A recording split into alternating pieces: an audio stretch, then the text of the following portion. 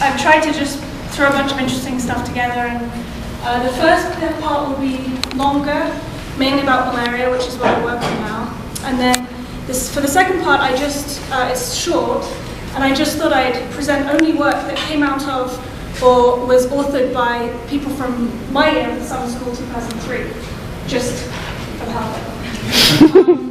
So, being a postdoc at SFI, it's really fun, mainly because you have total autonomy and you really like it. And I guess for some people that wouldn't work so well, but it's kind of a self-selecting process. Probably a lot of people here don't like having a boss, and in that situation it's really good. And I think a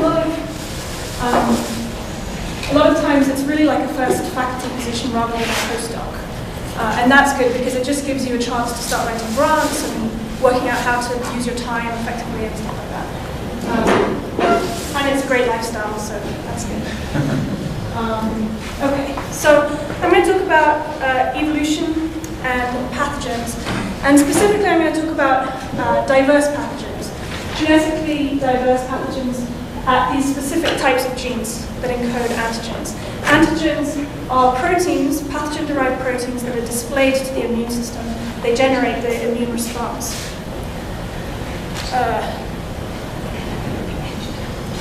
Okay. Is there a pointer? There should be one. Here, I'll go get one. Thanks. Okay. So, as I said, pathogen antigens are basically anything that your immune system can see and generate an immune response to. So this is a little electron microscope picture of a measles virus.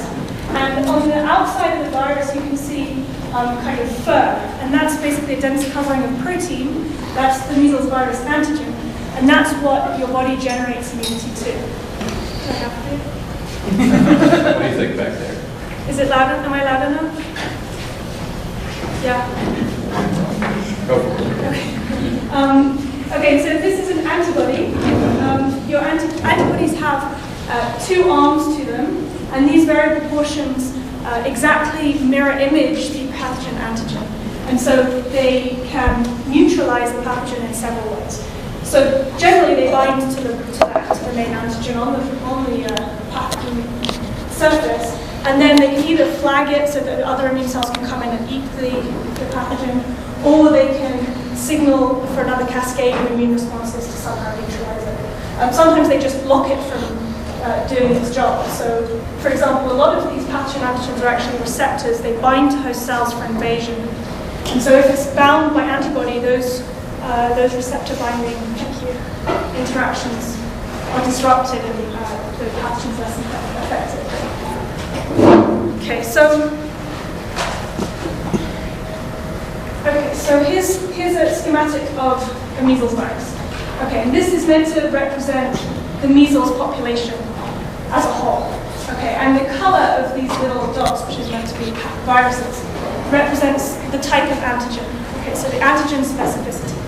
So when you get measles, you get sick, and then you generate antibodies, and these antibodies are very specific to the protein on the surface of the virus. And this means that you're protected against any further invasion by measles because all the measles viruses look the same.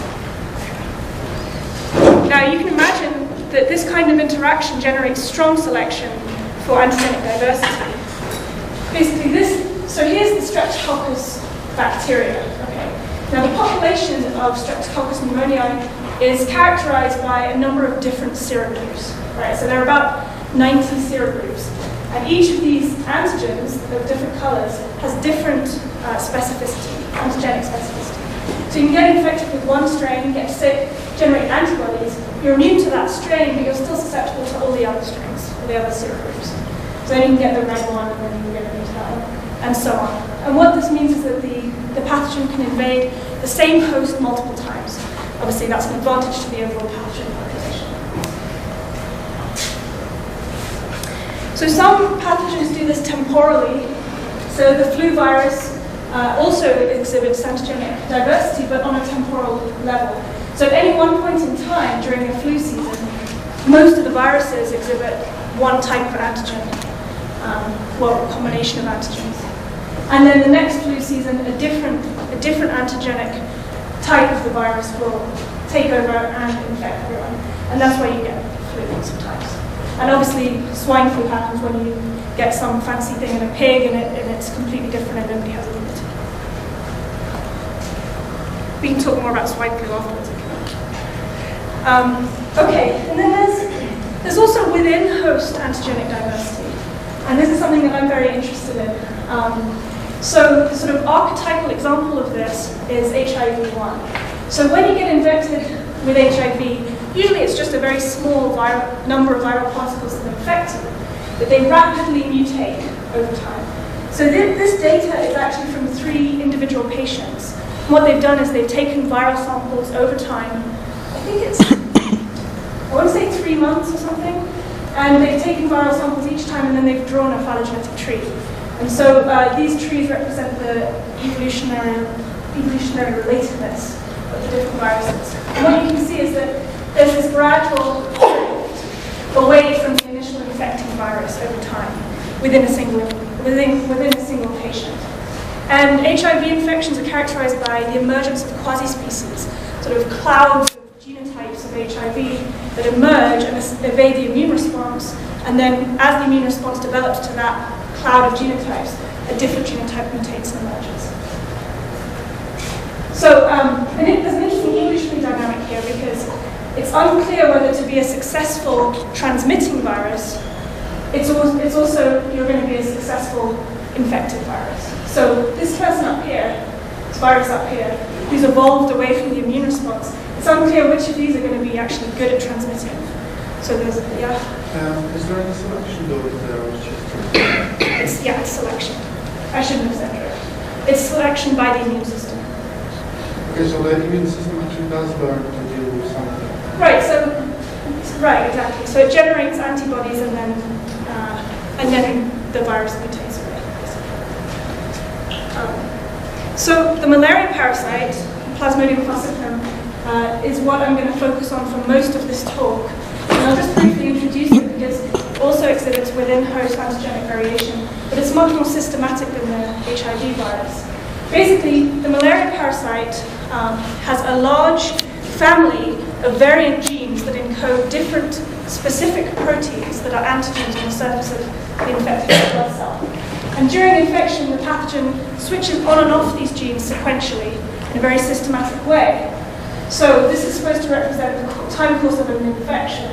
So the pathogen comes in, and all of them are expressing this red protein, and then gradually your immune system generates antibodies to that variant, and then the pathogen switches to the next one in the sequence. And so you get these sequential waves of parasitemia, and those are associated with sequential waves of fever that you get with malaria. I'll go into this in much more detail in a bit.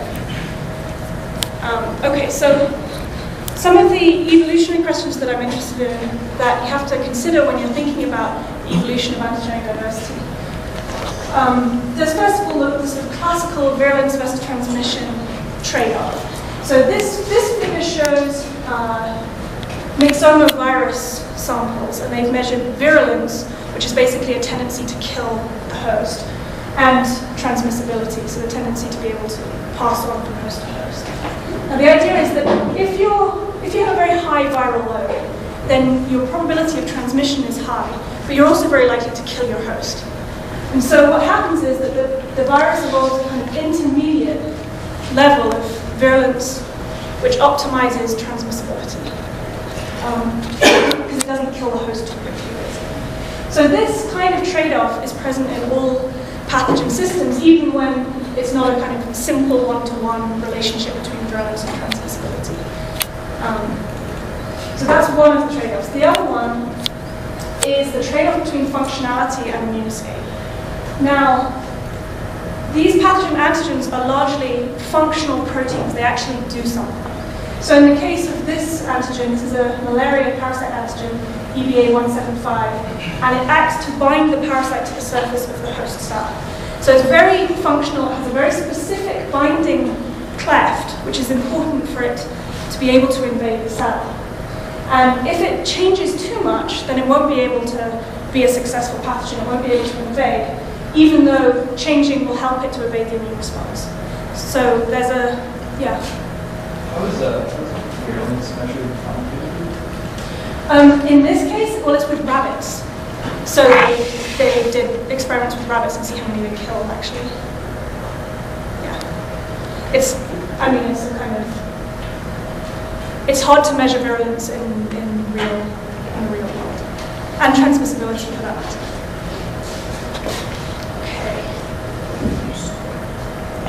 Okay, so I'll concentrate a bit on malaria now. This map from the Malaria Atlas project shows the global distribution of malaria zones. You can see it's mainly tropical, subtropical regions, obviously limited by the vector. And there's also, you can see that there's this huge swathe of Africa that's really got high levels of endemic malaria. There are about 300 million cases a year. That's probably an underestimate because it's hard to get clinical estimates. And the deaths, 1 to 3 million, some people estimate up as high as 6 million a year. 90% of the deaths Is malaria in southern Chile, or is that just in Argentina? That's just black because it's really dense. Yeah, it's too far south. Yeah, so 90% of these deaths are in children under the age of 5 in sub-Saharan Africa. The other high-risk group are pregnant women, and I'll explain a bit more why pregnant women are at risk in a bit. There are 4 species of human malaria, and then there are many other animal species. There's monkey malaria, chicken malaria, lizard malaria. In sub-Saharan Africa, the dominant species is Plasmodium falciparum. That's what I'll be focusing on. It's the most virulent species. In Southeast Asia and South America, they have falciparum. They also have Plasmodium vivax, which is, and then there are 2 other kind of subspecies that don't worry us very much. Vivax is the kind that lies dormant in the liver and then reoccurs. So when you hear about people having, years of not being in the malarious country and then they get a relapse, that's probably vivax, not falciparum. But I'm going to focus on falciparum. Yeah. What determines the geographic range of the different species of malaria? That's a good question. There's lots of different theories about that. Basically, they think that the spread of malaria happened about 10,000 years ago with the spread of slash-and-burn agriculture. And it's thought that vivax originated in Southeast Asia separately. It's more related to bird malarias. Falciparum originated in Africa, and it's more related to chimp malaria. And then what happened is, as slash-and-burn agriculture spread, falciparum came out of Africa. South America kind of happened later. But so they think that partially that kind of those historic contingencies just meant that vivax was dominant here and falciparum was dominant here to start with. But the other thing they suggest is that in sub-Saharan Africa, most people lack the antigen that vivax requires to invade the red blood cell. And they don't know whether that's because of selection pressure or because of something else, and then vivax couldn't invade. But in Southeast Asia, all 4 are there, and falciparum and vivax kind of fluctuate in dominance. Okay. And here's a life cycle. So the infected mosquito injects sporozoites, and they very rapidly go to the liver. This takes like seconds, it's amazing. And then you only need 1 infected sporozoite to start out with full-blown infection. In the liver, they undergo rounds of asexual reproduction, and then they come into the bloodstream. And in the bloodstream, they undergo more rounds of asexual reproduction, and eventually they form gametes. And it's unclear what triggers that process. There's lots of work going into that. Because obviously, without the gametes, the transmission cycle can't be completed. The gametes are taken up by the mosquito, and in the mosquito gut, they undergo sexual reproduction, and then zygote forms, sporozoites are formed, and then eventually they get injected into the next host. So all of the, all of the symptoms associated with malaria happen in the blood stage. When I was talking about the waves of parasitemia, it's waves of parasitemia in the blood following invasion of the red blood cell, asexual reproduction, lysis, and further invasion. This is a picture of, these are normal red blood cells, and these are merozoite-infected red blood cells with the merozoites kind of bursting out. And usually this is like there's usually about 16 merozoites per cell that come out with each cycle. So I'm interested in the blood stage. And the malaria field is interesting because everyone has their own stage and they don't talk to each other and they don't like to go to the same conferences. Okay, so mathematical modeling in malaria has a very long history. Ronald Ross originally formulated a model in 1911, which was subsequently modified by McDonald. And really, if you read the malaria literature now, it still remains the kind of basis for malaria models quite often, which hopefully I'll explain why that's a bit silly. But anyway, basically the idea is that you've got a very basic SI model. Humans are compartmentalized into those that are susceptible, those that are infected, and the mosquitoes are susceptible, infected, and then there's an incubation period, and then they become infectious. Death from multiple compartments, biting rates. Yeah, the equations. Does the virus actually hurt the mosquito as well? There is evidence that the infection with malaria does change the fitness of mosquitoes. There's also evidence that mosquitoes have some level of immunity, and insect immunity is like weird stuff. But yeah, there is some evidence, but we're not sure how much of an impact it has on animals. Okay, so here's the model, and we don't really need to go through it, except that I think you learned about R naught in one of your previous lectures, is that right? You talked about intrinsic transmissibility. So the Ross-McDonald equations really point out some things about malaria control. R naught, just to recap, specifies the conditions for persistence of a disease. If it's bigger than 1, it can persist. If it's less than 1, then it goes extinct. And it's technically measured as the number of secondary infections following a primary infection in a totally susceptible population. So from the equation before, what you can see is that R naught depends on, the density of mosquitoes and humans, mosquito feeding rate. The mosquito feeding rate appears twice, and that reflects the fact that there are two bites required per transmission event, so it's in both equations. The infectiousness, all of this stuff. And what you can see is that mosquito death actually has a huge impact on R naught. Has a bigger impact than all of these other things, like the infectiousness and density of mosquitoes to humans and recovery rate and all of that stuff. And what that means, so the important parameters here are that biting rate is important and mosquito death rate is really important for changing R naught. And these insights from the Ross-McDonald equations led to a really concentrated effort to basically kill mosquitoes. In the 1950s, the WHO started a huge program to try and eradicate malaria through DDTs. This is from a science textbook in the 50s, and they're spraying DDT all over the beach. And it says it does not harm people.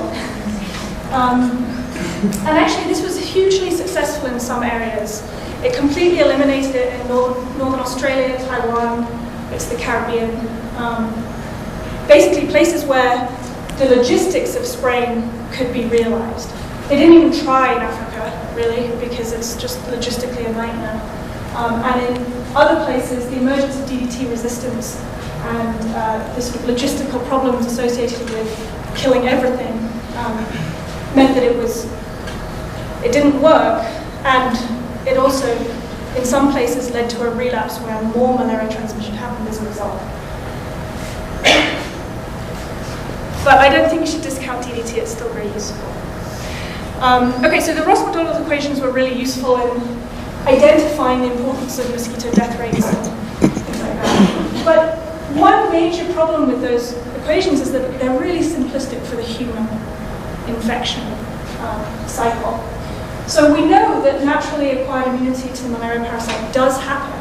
There is immunity, and it requires repeated infections. So this is data from the Gambia, West Africa. If you look at the prevalence of parasitemia, this isn't illness, this is just parasites in the blood. What you can see is that it's highest among You can see it's really high too, this is in the rainy season. Highest among children, drops down into teens, but you still have a fair amount of parasitemia well into adulthood. You probably never get sterilizing immunity to malaria. But you do have less infections. There is some type of immunity. If you look at disease, so this is from the same place, but the hospital, so people coming in sick. The dip here is because there are maternal antibodies until you're 6 months old and they protect you. But what you can see is that it peaks again in young childhood, but it drops off really quickly. So by the time you're a teenager, you're really not getting sick. And actually, after the age of about 5, your clinical episodes of malaria are basically down to none. And it seems to take only a couple of really serious infections for you to generate immunity to disease, even if you're not then immune to infection. The other interesting thing about the epidemiology is that there are distinct syndromes of malaria. So, severe malarial anemia, this is a child, you can just see that there's not very much blood in that child's hand, it should be a lot darker. And severe malarial anemia has a very early peak and then tails off quite quickly. Cerebral malaria is can be lethal. This little girl has it, and you have this stereotypical rigidity. Basically, this is when kids are in coma. And cerebral malaria seems to peak a bit later than severe malarial anemia. It has quite a distinct epidemiology, and it only occurs in some places. So we don't really understand, this is from data from Kenya, from Kilifi, where I spend a lot of time. We don't really understand the relationship between these two, or why some kids get severe malarial anemia, some kids go into coma and die, and some kids are fine and have huge parasitemias and they're running around playing football. So one of the ways that researchers can start trying to understand immunity and recognition of the parasite is by looking in the blood. So this is an experiment that a lot of people do to look at this. So here is a slide where basically this is just a blood slide with parasitized erythrocytes, red blood cells, dyed red. Can you see that very well? What you do is you mix it with immune blood. So blood that has antibodies. Because antibodies have these two arms, sometimes they bind to two different cells. What that means is that the cells clump together to form these huge agglutinates when there are antibodies in the blood. Okay, so when you have a nice immune response, you do this experiment, all of the infected cells clump together, bound by antibodies, and you get this big agglutinate response. Now, the first thing that they noticed when they started doing this was that if you dyed two parasites different colors, mixed them up with immune serum, then the colors separate. So the parasites are antigenically different. So different types of antibodies are binding these ones together that are binding these ones together. So there's some kind of differentiation between parasites antigenically. And in fact, if you look at immune responses across age groups to different isolates, very specifically, so this is data from Papua New Guinea actually. These are 4 wild isolates and a lab strain. These are different age groups. And this is just the number of people, or proportion of people that form those agglutinates. What you can see is that although exposure to any of the parasites goes up really quickly, individual parasites have relatively slow rate of increase in exposure over time. So again, there are these isolate-specific responses, which are also interesting because it seems as if this is a slide from Kilifi, and it shows the age of the host from which the parasite was taken, and then basically this is a measure of how many people in the community recognize that parasite. So what you can see is that parasites infecting young kids are recognized by lots of people. Parasites infecting older kids are not recognized by that many people. So there's this idea came into being where it was like there are common antigenic types and there are rare antigenic types, and maybe the common ones are really frequent, and that's why they infect people sooner, and that's why they're recognized by more people in the community.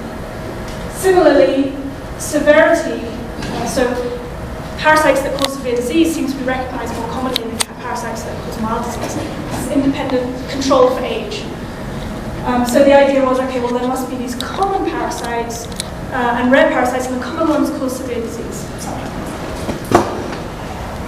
And if you just throw a model in, if you just throw into the model that there are like a bunch of strains, they're all antigenically distinct, and they're circulating, then you can sort of reproduce the epidemiological curve somewhat. If you say, okay, well, only a few of them cause corona or cerebral malaria, the rest are some combination of your exposure and a rare type, right? So this just kind of shows exposure to any of them. Exposure to CM goes up slowly because there's less of those ones, and it kind of works in a kind of ice-squinty way. And the implications of having many different strains are that, so normally when you calculate R0, one way of estimating it is to just take the adult lifespan and divide that by the average age of first infection. So it's kind of a measure of risk, like when do you get your first infection. And then once you've calculated R0, you can try and work out how many people you need to vaccinate to reduce R0 below 1. Okay, so that's a kind of standard thing in epidemiologists do.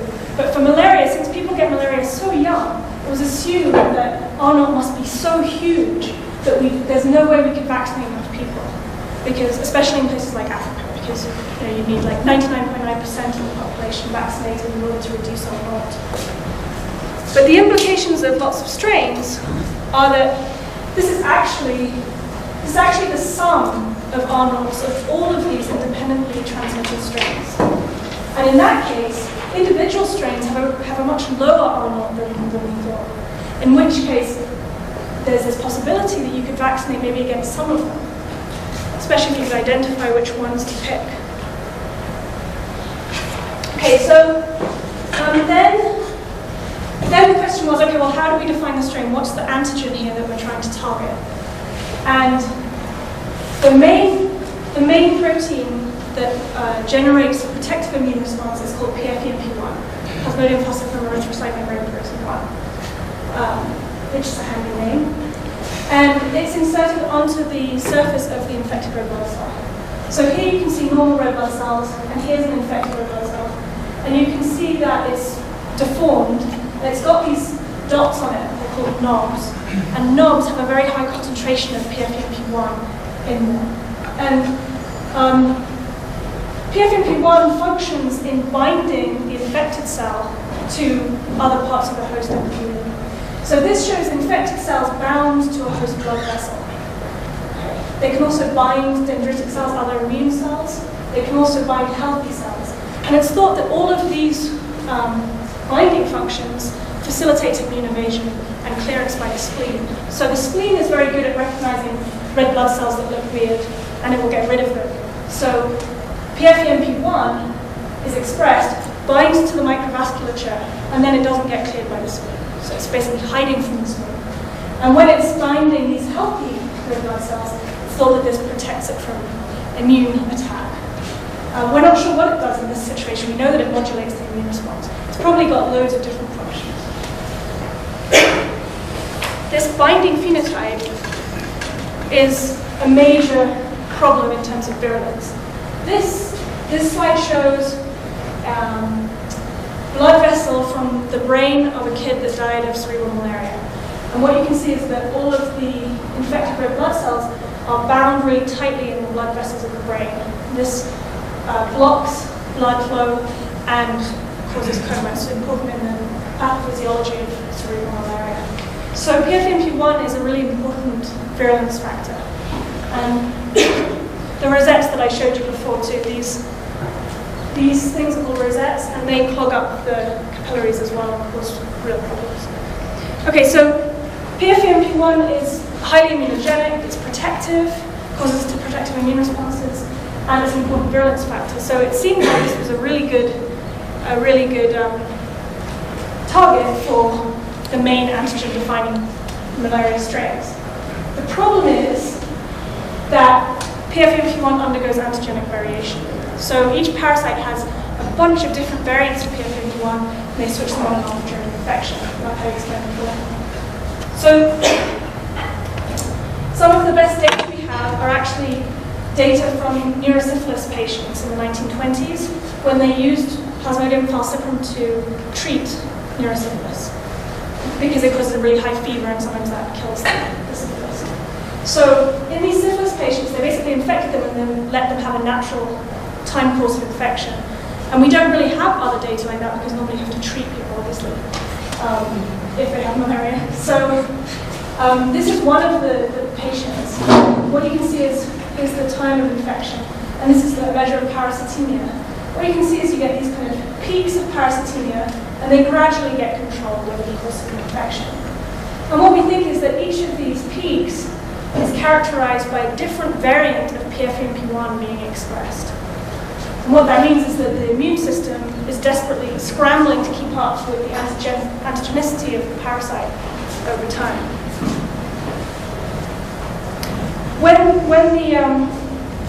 When the malaria parasite was sequenced, the whole genome was sequenced, they identified the location of these genes.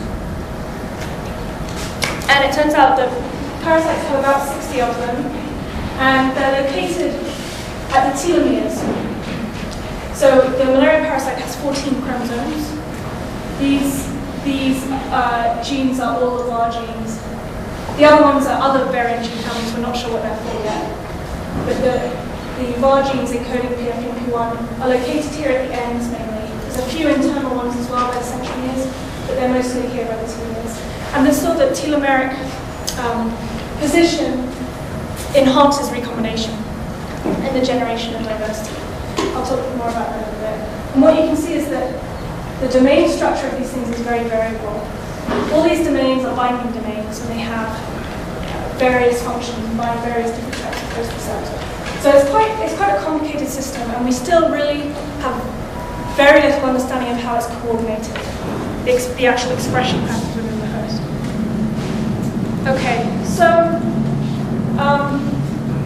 there was a problem. Okay, how can we define strains of malaria when each parasite has like 60 of these genes and they're turning them on and off, and we don't know what's happening with them? So Sumitra Gupta and colleagues developed a very simple model framework in the 90s to try and understand what the population structure of the pathogen might look like that has multiple antigenic loci. So it's very simple. The idea is that each pathogen strain is defined by 2 loci, and each locus has 2 alleles, a yellow allele and a white allele. And basically, 4 strains can exist basically through recombination. So these 4 different strains exist, and when you're infected by and become immune to one strain, you generate complete immunity to that strain. You're still completely resistant to strains with discordant variant antigens, and you gain some level of partial immunity, some cross-immunity, to any strains that share some of the alleles with the infecting strain. And when cross-immunity is strong, what happens is that you get a pathogen population dominated by 2 strains that have non-overlapping antigenic repertoires. So they don't share, and it can be either of these sets. They don't share any antigenic alleles, and therefore they're essentially being transmitted independently. They're not competing for hosts because there's no cross-immunity between them.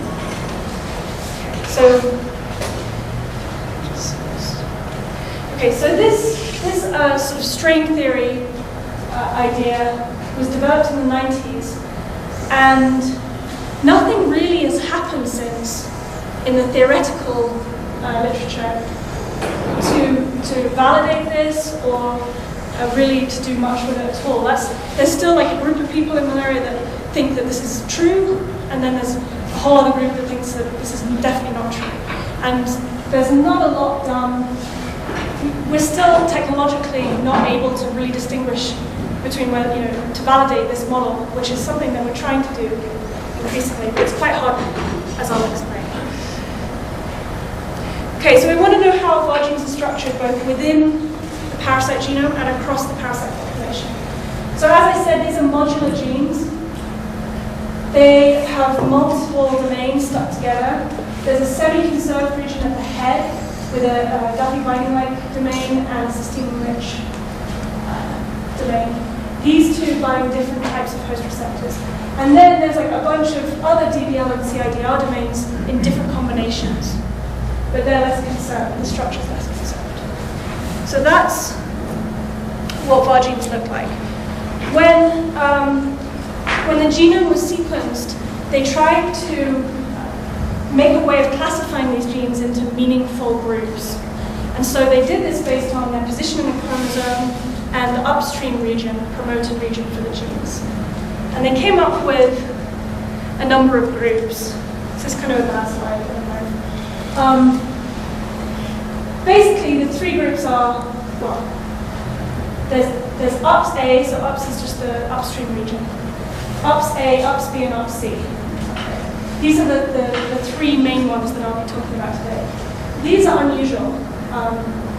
And, well, I can maybe talk about it. Every parasite that's ever been sequenced has one of these and it's totally conserved. Unlike all the other VAR genes, VAR2CSA is conserved across the globe and across all parasite genomes. And VAR2CSA encodes a PFDMP1 molecule that binds the placenta. And obviously, binding the placenta causes pregnancy-associated malaria in the first pregnancy. Once you've had it and you've got immunity to this one variant, then your risk of malaria in your second and third pregnancies is way down. And obviously, men don't tend to have antibodies to this.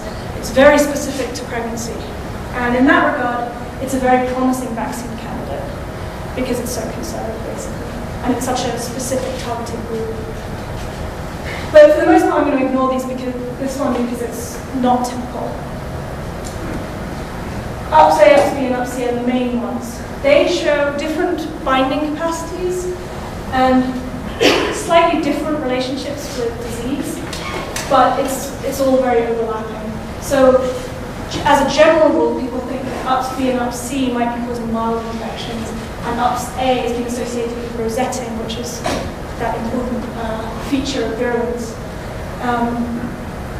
And apart from that, apart from those kind of general categorizations, we're really not sure how disease phenotype links to the UPS groups. Yeah, so that was kind of an initial way to try and, yeah. I don't understand. Okay. So the placental malaria causes 200,000 deaths per year Yes. compared to 1 to 3 million overall. So it is a bit of a secondary route for the virus. It's not a virus, but it's not a secondary. What do you mean by a secondary route? So the virus can. It's a protozoan.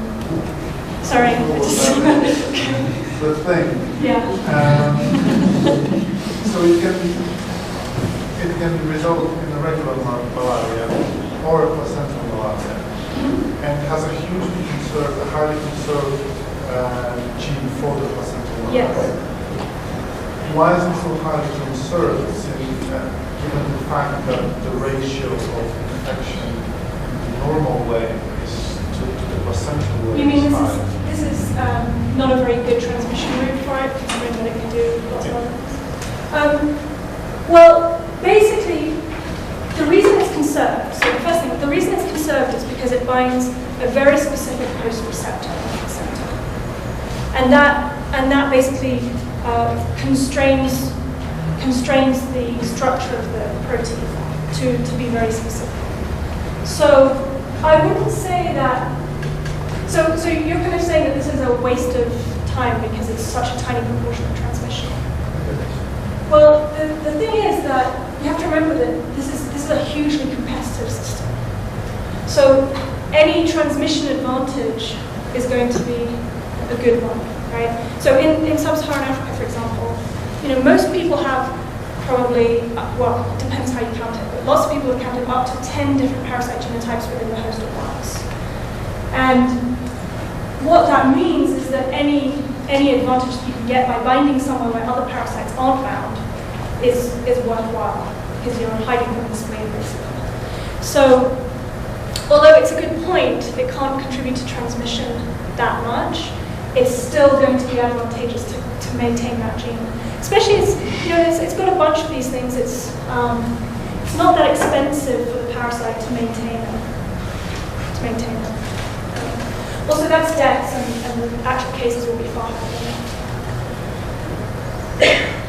And interestingly, this has huge repercussions for when the baby usually is born very early and is more likely to then get severe malaria after that.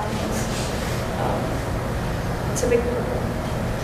Okay, so anyway, so these kind of groups that they tried to fit the genes into.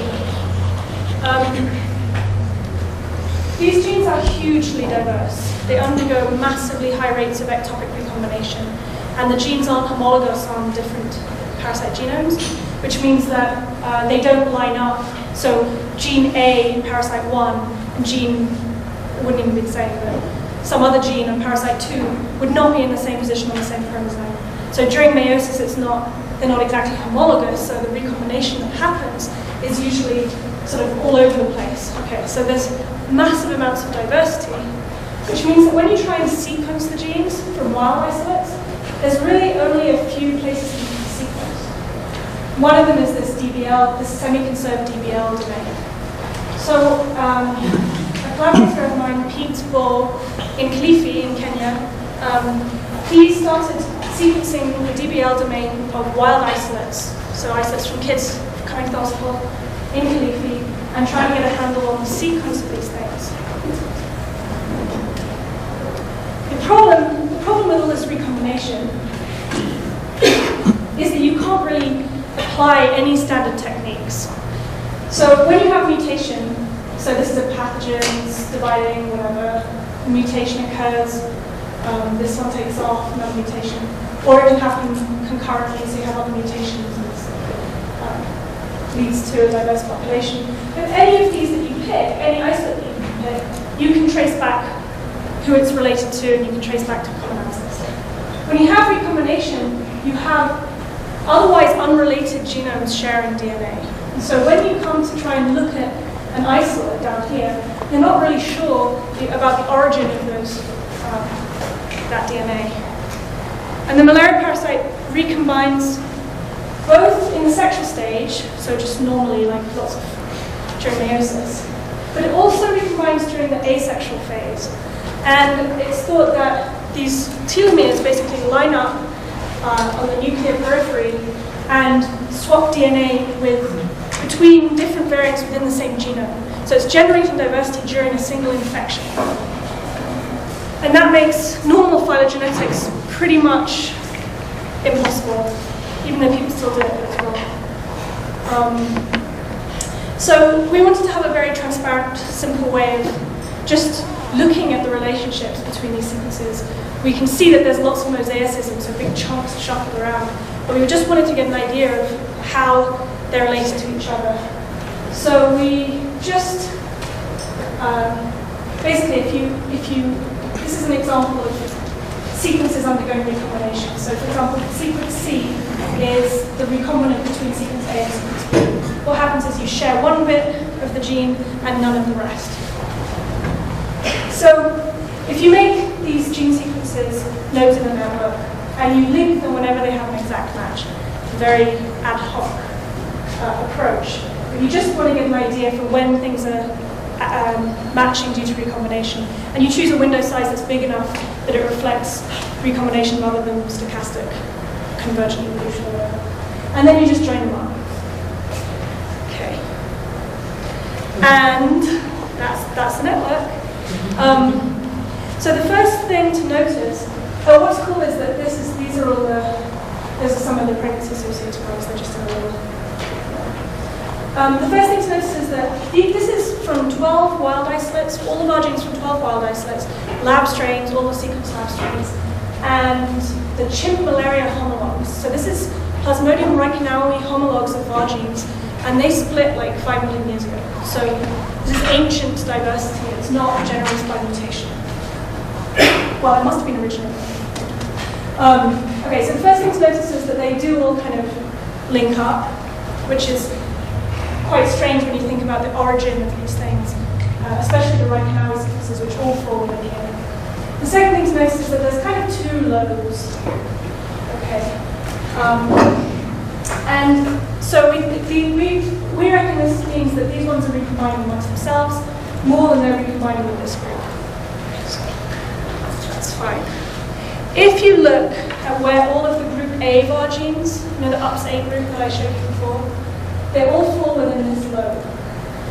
The UPS-A var genes are the ones that are associated with severe disease in young kids. We also know that they are expressed early during infection.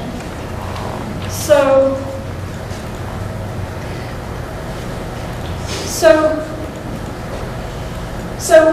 linking back to the original ideas about the epidemiology of malaria and how it relates to population structure, we kind of hypothesized that maybe these two groups, you've got the separation of recombination groups. And what that means is that you've got these ones that are under strong immune selection, they're expressed early, they're expressed in young kids with severe disease. And they seem to be, there are less of them, they're a smaller group, they seem to be more conserved. So it could be that these guys are functionized for optimized functionality. So they bind really well and they don't want to diversify too much or they won't be so good at binding and escaping the spleen. And then these guys are just really diverse. They maybe correspond to the rare strains in the original hypothesis. They're usually found in slightly older hosts, and there's some indication that they are associated with milder disease. Everything I'm saying here is kind of messy and fuzzy because the data is really complicated. So the idea is, okay, well, we have this idea that there should be, under strong immune selection, pathogens should segregate into strains that have non-overlapping combinations.